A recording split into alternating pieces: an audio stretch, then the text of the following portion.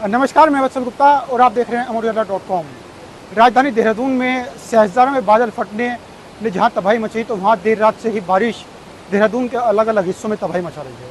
इस समय मैं टपकेश्वर महादेव मंदिर में मौजूद हूँ और टपकेश्वर महादेव मंदिर में बहने वाली तमसा नदी का जो विकराल रूप था वो यहाँ रात से और सुबह तक देखने को मिला।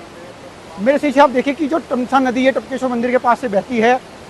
टपकेश्वर महादेव मंदिर के पास से बहने वाली तमसा नदी में जो जल स्तर का जो भाव है, इसका हनुमान जी की मेरे पीछे आप मूर्ति है, कम से कम 20 से 25 फीट की प्रतिमा है और इसके गले तक रात यहाँ जल स्तर बढ़ा हुआ था और जल स्तर जो सुबह कम हुआ तो यहाँ पूरे रात मंदिर को खाली करा दिया गया।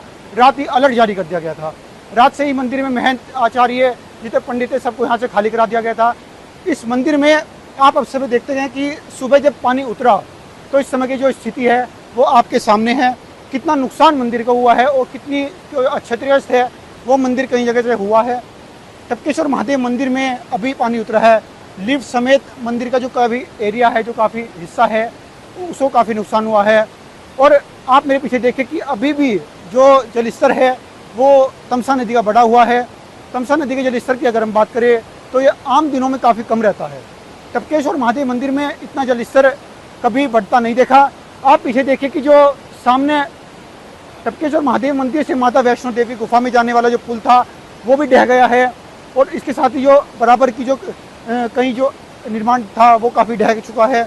आप इसे देखिए कि जो टपकेश्वर महादेव मंदिर में ऊपर से पेड़ थे जो बह के आए हैं वो लगातार यहाँ देखने को मिल रहे हैं।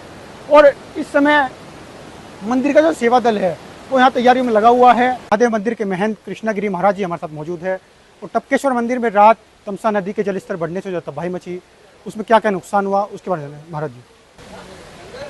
तो सबसे पहले तो बाबा को कोटि कोटि नमन और धन्यवाद कि भगवान की कृपा से मेरे महापुरुष, मेरे गुरु भाई, मेरे ब्राह्मण आश्रम के सेवक सब सुरक्षित हैं। रही बात नुकसान के आश्रम में, तो आश्रम में कोई भी एक भी वस्तु ऐसा नहीं बचा है जो हमें किसी उपयोग में हो। रसोई का, बाबा का श्रृंगार का, जितने भी रहने का सामान था, बच्चों को वस्त्रों का, क्योंकि 8, 10, 12 फुट रेत और मलबा भरा हुआ है।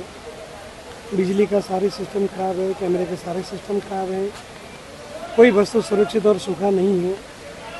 अब इसका आकलन क्या कर सकते हैं, कहने का भाव है कि इस समय मेरे आश्रम पर कोई भी चीज़ सुरक्षित और व्यवस्थित नहीं है। बस मन में ये सोचे कि बाबा के जो रूप था बड़ा विकराल था। आसपास के जो मंदिर है वो बहुत सारे नुकसान हुए हैं। एक पुल था जो 1962 का बना हुआ, वो भी क्षतिग्रस्त हो गया। वैष्णो देवी, संतोषी माता, काली मंदिर को जोड़ता था और पूरी आर्मी इलाके को जोड़ता था। अब केबी वीरपुर, पहले तो और भी पुल थे लेकिन अब तो केबी वीरपुर अपने आप में और पुल बन गया। पहले एकमात्र पुल था। और आपदा में आप देख सकते हैं कि आप स्वयं देख रहे हैं, मन में पीड़ा के अलावा कुछ नहीं है। बाकी स्टाफ सब ठीक है, तो देखिए बाबा रक्षा करेंगे, धीरे धीरे हो जाएगा। महाराज जी, जिस समय रात जलस्तर बढ़ा क्या मंदिर में कुछ लोग मौजूद थे और कैसे उनको सुरक्षित बाहर निकाला गया? देखिए, ये प्रातः 4:30 पौने 5 बजे की है, तो इसलिए आश्रम का स्टाफ ही था, कोई सेवक नहीं थे। 2-3 सेवक थे जो प्रतिदिन प्रातः पूजा करने आते थे और कोई भी नहीं था। बाकी आश्रम के मेरे 17-18 आदमी का स्टाफ था। उनको छत के रस्सी के माध्यम से रेस्क्यू करके बाहर निकाला गया, क्योंकि इतना जलस्तर था। आश्रम के गेट के बाहर कम से कम 22 फुट 30 फुट लगभग पानी का प्रवाह था और बोल्डरों की आवाज़ और लकड़ियों का इतना प्रवाह था। लेकिन सब सुरक्षित हैं, आश्रम भी सुरक्षित, परंतु कोई भी चीज़ व्यवस्थित नहीं है। सब बह गया है, टूट गया है, कुछ भी है। खैर, बाबा की कृपा की सब मेरे जनमानस में कोई हानि नहीं है, यही बाबा की कृपा है। अब देखते हैं, सब लगे हैं, शासन से भी बात चल रही है, साफ़ सफाई होकर के बाबा का भोग आरती श्रृंगार शुरू करें। बाकी जैसा देखते हैं दुर्गत घड़ी में क्या कर। तमसा नदी का जलस्तर बढ़ने के बाद जो टपकेश्वर मंदिर में तबाही मची उस वक्त महंत कृष्णागिरी ने बताया क्या नुकसान हुआ है। और टपकेश्वर महादेव मंदिर में एक माता वैष्णो देवी गुफा को जोड़ने वाला जो पुल था वो भी ढह गया। इसके अलावा जो मंदिर में भगवान शिव की एक पीतल की प्रतिमा लगी थी उसे कुछ साल पहले ही लगाया गया था, वो भी मंदिर में ढह गई है। इसके अलावा जो बड़े बड़े पेड़ हैं, जो बोल्डर हैं, वो मंदिर में आए हैं। इस समय मंदिर पूरी तरह से क्षतिग्रस्त है और मंदिर लगातार प्रशासन और मंदिर के सेवादार जो हैं इसकी तैयारियों में जुटे हुए हैं।